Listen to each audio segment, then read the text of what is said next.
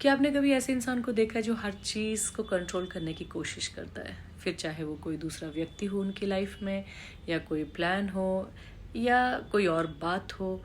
और ऐसे लोगों को हम कैजुअली कहते हैं कि वो जो है कंट्रोल फ्रीक हैं।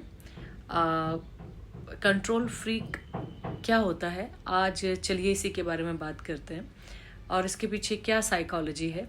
क्योंकि जो बाहर से हमें पावर लगता है ना, अक्सर अंदर से फियर होता है, और ये जो फियर होता है ये बहुत अच्छी से जानता है कि उसको कैसे परफेक्ट मास्क पहनकर बैठना है।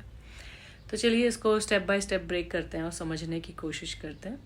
सबसे पहले जिसे हम कंट्रोल फ्रीक बिहेवियर कहते हैं, साइकोलॉजी में उसका नाम है जिसे कहा जाता है कंट्रोल बिहेवियर।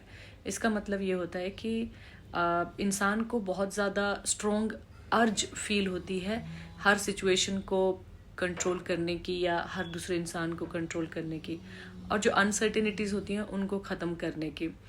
अनसर्टेनिटीज़ उन लोगों के लिए बिल्कुल भी टॉलरेबल नहीं होती हैं।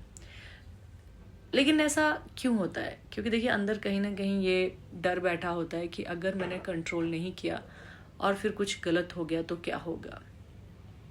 अब यहाँ एक बहुत ही बड़ा शॉकिंग ट्रूथ ये है कि जो सबसे ज़्यादा कंट्रोल करने वाले लोग होते हैं वो एक्चुअली में पावरफुल नहीं होते हैं, दे आर वेरी एंग्शियस। अब सवाल ये है कि एंग्शियस क्या होता है।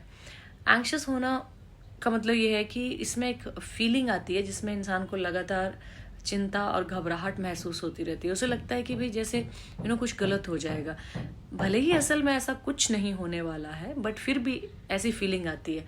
और जब इस तरह की फीलिंग लंबे समय तक रहने लगती है तो वो एंग्जाइटी बन जाती है। और इस हालात में जो इंसान जो कि कंट्रोल करता है वो बहुत सारी इमेजिनरी प्रॉब्लम सोचने लग जाता है, और उनके सॉल्यूशंस के बारे में भी सोच सोच कर खुद को परेशान करता रहता है। अब समझते हैं कि एंग्जाइटी आती कहाँ से है।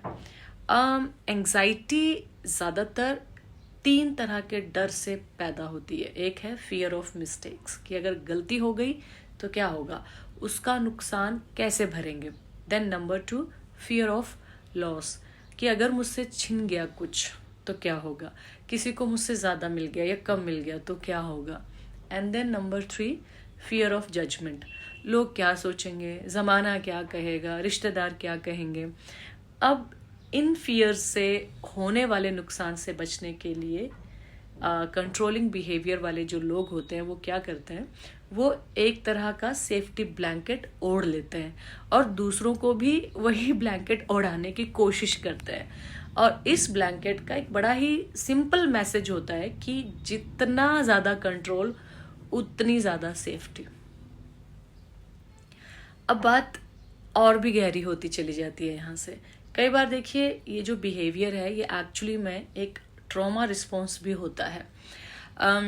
अगर कोई बच्चा बचपन में छोटी छोटी बात पर बहुत ज़्यादा पनिश हुआ हो, या फिर उसको बहुत ज़्यादा जज किया गया हो, या फिर उसके घर का माहौल कुछ इस तरह से हो जहाँ पे सिचुएशंस अनप्रिडिक्टेबल हैं, तो उसका जो ब्रेन होता है वो एक इक्वेशन सीख लेता है कि भाई अगर सब कुछ ठीक है तो वो सेफ है। और फिर जब वो बड़ा होता है तो हर चीज़ को कंट्रोल करने लगता है, जैसे कि रिलेशनशिप्स, वर्क, या फिर दूसरे लोग कैसे बैठें, कैसे खाएं, क्या करें। और वो ऐसा क्यों करता है? क्योंकि देखिए, यही उसने बचपन से एक्सपीरियंस किया होता है। उसने सीखा होता है कि जब वो चीज़ें सही करता था उसे रिवॉर्ड्स मिलते थे, और जब वो गलती करता था तो उसको पनिशमेंट मिलती थी।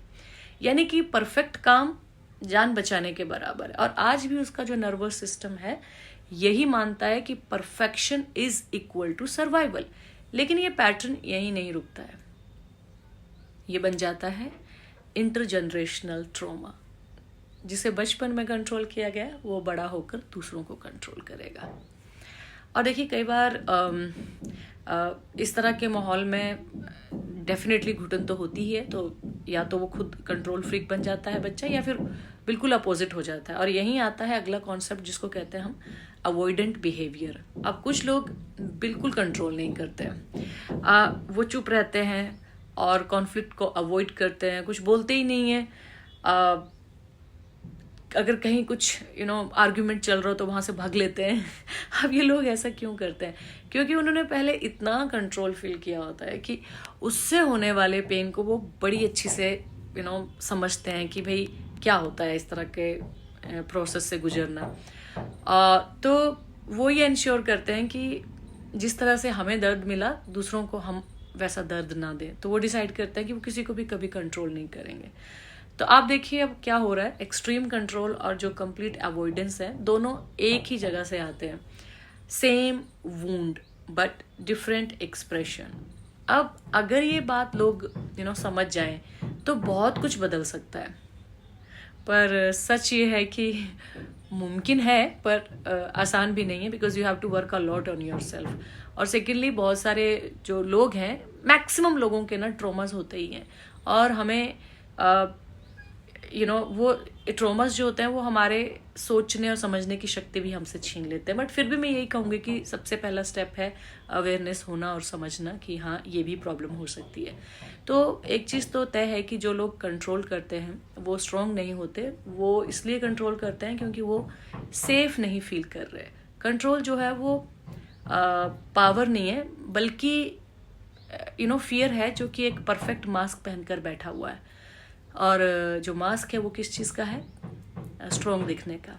तो अगर आप कभी ऐसे इंसान से मिलें तो उन्हें जज ना करें। थोड़ा खुद से ये सवाल पूछें कि भाई ये जो इंसान है असल में किस चीज़ से डर रहा है, कौन सा पास्ट पेन है जो ये अभी भी कैरी कर रहा है। और अगर वो इंसान आप खुद हैं तो अपने साथ थोड़ा काइंड बनिए और समझने की कोशिश करिए कि आपका जो कंट्रोल करने का नीड है वो आपकी पर्सनालिटी नहीं है, ये आपका नर्वस सिस्टम है जो कि आज भी उस डरे हुए बच्चे को सेफ रखने की कोशिश कर रहा है। सो ये एक्चुअली ट्रू है। और जिस दिन आपको ये समझ में आ गया उसी दिन आप रियल मायने में फ्रीडम फील करना शुरू करेंगे। क्योंकि जिस दिन आपको हर चीज़ कंट्रोल करने की ज़रूरत नहीं रहेगी उसी दिन आप अंदर से सेफ फील करना शुरू कर देंगे।